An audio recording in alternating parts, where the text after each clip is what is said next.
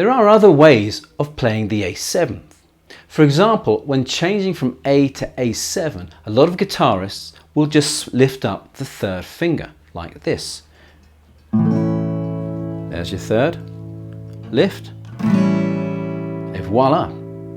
But the thing is, even though it's super easy to do that, it makes the transition to D and back again a little bit trickier, because it leaves you with more work to do.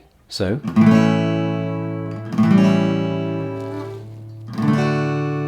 and back again. Your fingers are leaving the fretboard a lot more there. Another way, and the most difficult way for beginners, is this version here. And as you see from the chart, the first finger is flattened across the second fret of the D, G and B strings, where you would have the second finger, third finger and fourth finger. Now we're not going to do any kind of finger athletics like that and try to lift up part of the finger, because that would just be silly. Right, stop that! Silly! Instead, we're going to add one extra note, and we're going to put our third finger or our fourth finger on the third fret of the top E string. It can go like that, or it can go like that.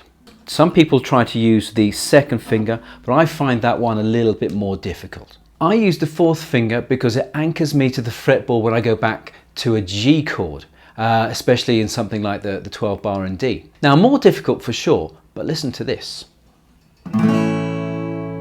There's your A major.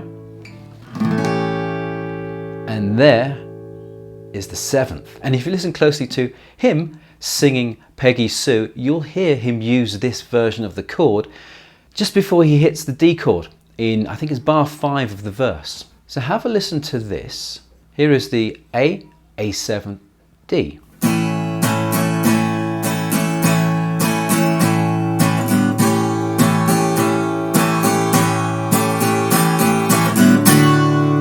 And here's the other way.